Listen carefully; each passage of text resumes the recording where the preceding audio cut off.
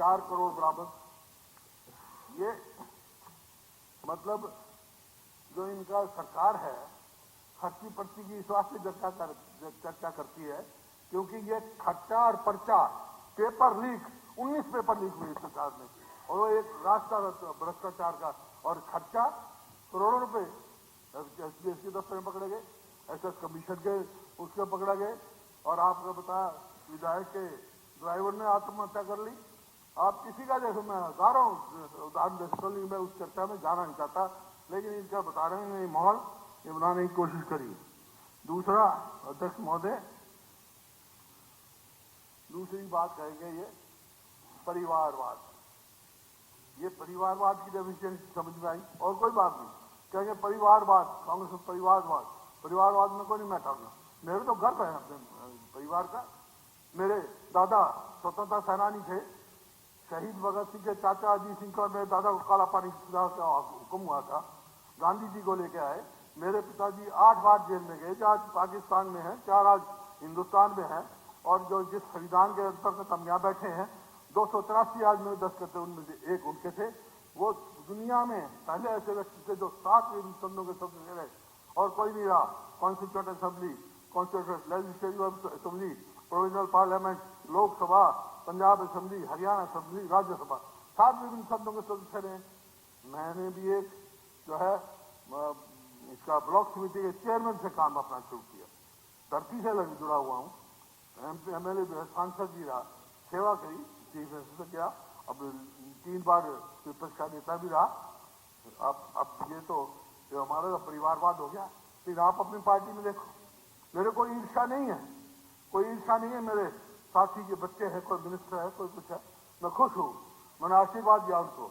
तुम्हारे को ईर्ष्या होती है, कोई कहेगा बाप बेटा, बाबू बेटा, अरे तुम अपनी तो देख लो, अपनी देख लो। मैं फिर एक बात कहूंगा, ठीक नहीं, कुछ तो वो करो। तीसरा बात ये कहेंगे, ये इलाकावाद की बात कहेंगे, और कोई इनके पास एजेंडा नहीं है। इलाकावाद मेरे समय में अध्यक्ष महोदय मैं बताता हूँ, national institute of fashion technology ये आया पंचकुला में, ठीक। दीन बंधु छोटू राम समनल पार्क बना यमुनानगर में, नेशनल इंस्टीट्यूट ऑफ डिजाइन बना कुरुक्षेत्र में, कल्पना चावला मेडिकल कॉलेज बना करनाल में, और जनाब पानीपत में एक्सटेंशन किया हमने, जो उसका रिफाइनरी है उसमें, भगत फूल सिंह यूनिवर्सिटी महिलाओं की पहली हरियाणा में गवर्नमेंट उसमें शायद देश में पहली हो, वहाँ मेडिकल कॉलेज। देश आजाद होने के बाद और देश आजादी से पहले केवल एक सरकारी क्षेत्र में था जो महिलाओं के लिए केवल मेडिकल कॉलेज हो, दूसरा वो दिल्ली में दूसरा ही था, और कोई नहीं सरकारी क्षेत्र में महिलाओं के लिए मेडिकल कॉलेज है नहीं। और राजीव गांधी एजुकेशन सिटी, जहाँ IIT, IIIT, national institute of food technology, doctor Ambedkar के नाम से लॉ यूनिवर्सिटी, मतलब कितने गिना सकता हूँ, कितनी यूनिवर्सिटी वहाँ पे आई हैं। क्योंकि जब मैं पहली दफा मेरे को सेवा का मौका मिला, 2 चीज देखी मैंने इसमें कि एक शिक्षा, नौकरी हमारे बच्चों को नहीं मिलती थी, क्योंकि गुड़गांव दिल्ली से रोज बच्चे जाते गुड़गांव और रात को वापस आते। मैंने उनसे पूछा तो तुम हमारे बच्चों को क्यों नहीं लगाते? बोले कि पूरी शिक्षा नहीं है। तो शिक्षा का हब बनाने का काम किया, मैं आगे चल रहा हूँ। इस प्रकार से राजीव गांधी रोहतक में IIM और विजुअल आर्ट्स यूनिवर्सिटी हमने बनाई, और आपके झज्जर में all India medical institute, national cancer institute, ये एक इलाके में जाएंगे कैंसर इंस्टीट्यूट, कैंसर एक इलाके में, पूरे देश के वहां मरीज आते हैं। फिर आप आ जाओ जींद में तो रणवीर सिंह के नाम से यूनिवर्सिटी बनाई, भिवानी में चौधरी बंसी लाल के नाम से यूनिवर्सिटी बनाई, मेडिकल कॉलेज सेंटर करवाया वहाँ, जो ये आज तक पूरा नहीं कर सके। और आप आओ सिरसा में चौधरी देवीलाल के नाम से यूनिवर्सिटी थी, उसकी एक्सपेंशन करी, एक राष्ट्रीय स्तर पर लेके आए।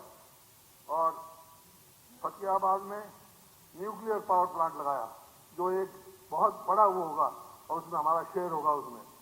हाँ जी, आप आ जाओ फिर हिसार में लाला लाजपत राय के नाम से एनिमल साइंसेज की यूनिवर्सिटी बनाई। गुरुग्राम में इंडियन डिफेंस इंडस्ट्री की पूरे देश की सबसे पहले डिफेंस इंडस्ट्री की आधारशिला देश के प्रधानमंत्री से रखवाई, जो वहां की वहां पड़ी है। इलाहाबाद की बात करते हैं, महेंद्रगढ़ में सेंट्रल यूनिवर्सिटी, जहां मेडिकल कॉलेज सैंक्शन कराया, जहां लॉ कॉलेज, सब कुछ बनने वाला है। अब ना बनाएंगे तो सब सैंक्शन है। फिर मेवात में और फरीदाबाद में medical college, YMCA university, Mewat में ये हसन खान मेडिकल कॉलेज नू में, रेवाड़ी में इंदिरा गांधी यूनिवर्सिटी, सैनिक स्कूल, राव इंजीनियरिंग कॉलेज, और महेंद्रगढ़ में सेंट्रल यूनिवर्सिटी बनाने का काम किया। आप इसी प्रकार देखो, फिर क्या क्या होता है, विकास की चीज का नाम होता है एजुकेशन, इंफ्रास्ट्रक्चर और हेल्थ। तीन चीज होंगी उसका होगा। ये तो मैंने एजुकेशन का बताया, हेल्थ का बताया, मैं इतने मेडिकल कॉलेज खोले 2005 से पहले, और हरियाणा बनने से पहले इसमें केवल एक मेडिकल कॉलेज था रोहतक, 1966 से पहले का था। उसको मेडिकल यूनिवर्सिटी बनाने का काम किया हमने, पंडित भगवत के नाम से। अब दूसरा इंफ्रास्ट्रक्चर की बात आ जाओ। इंफ्रास्ट्रक्चर देखो, मेट्रो हमने दिल्ली से गुड़गांव, दिल्ली से बल्लभगढ़, दिल्ली से बहादुरगढ़। अब 10 साल से तो ये है, जिस वास्ते मैं कहता कर दे, एक मेट्रो का पोल लगाया हो, बढ़ाया हो तो मेरे को बता दो। एक हमने 250 किलोमीटर रेलवे लाइन लगाई या बिछाई, एक सैंक्शन करवाई तो बताओ। जितनी नेशनल हाईवे की आज ये बात कर रहे थे, यहाँ से हम जा रहा है, ये से रोड जा रहा है, मेरा दावा है, मैं रिकॉर्ड दे सकता हूँ, चाहे 90% मेरे टाइम के ज्यादा शुरू हुए या सैंक्शन हुए, 90%। थर्मल प्लांट लगाए, अब कहते बिजली 24 घंटे दे रहे हम। लाओ रिकॉर्ड में दे दूंगा, कल दे दूंगा आपको रिकॉर्ड। बिजली के जो 4 थर्मल पावर प्लांट किसने लगाए? एक यमुनानगर में लगाया, एक हिसार में लगाया, 2 झज्जर में लगाए, एक न्यूक्लियर पावर प्लांट फतेहाबाद में लगाया। अब बिजली सरप्लस छोड़ के गए थे, बिजली का एक इलाके के लिए। आज पहली जो हमारी प्रोडक्शन थी, जो 2014 में छोड़ गया था, उससे कम प्रोडक्शन हुई है बिजली की।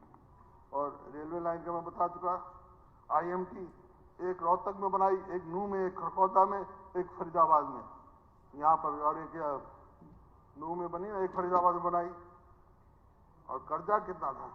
कर्जा कुल 60,300 करोड़ था। 18-19 से ये हो गया 1,80,000 करोड़, बहुत बढ़ गया। जो बिजली की प्रोडक्शन 2014-15 में हम छोड़ गए थे 12,691 मेगा यूनिट, और आज 2018-19 में ये हो गई घटकर 1,083, 2620% हो घटी। इसी प्रकार से इन बातों की लॉ एंड ऑर्डर की, और ये छोटों में ज्यादा लंबा नहीं करना चाहता।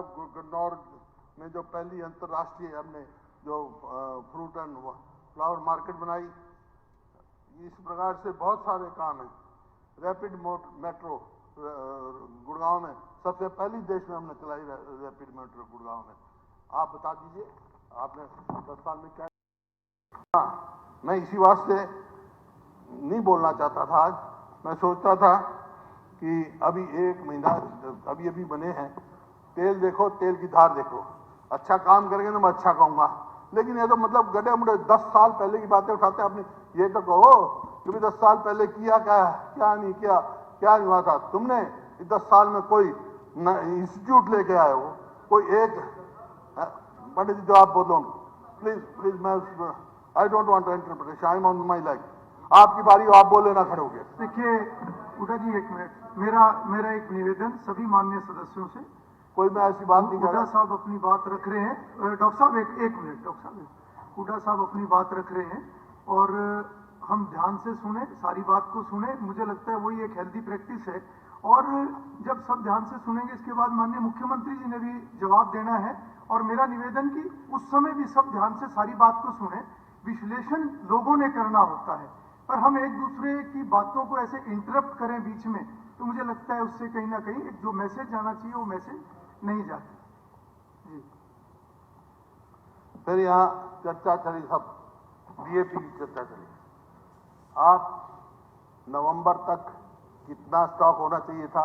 मंत्री जी कहते हैं हमारे पास कोई कमी नहीं, 1 लाख मीट्रिक टन होना चाहिए था DAP स्टॉक। आपका आया 53,000।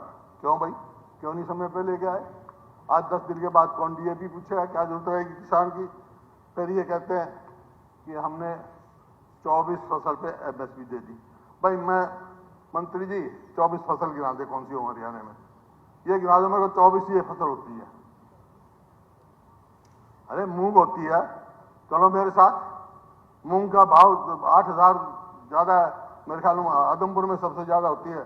चंद्र प्रकाश जी बता देंगे भाई, हैं?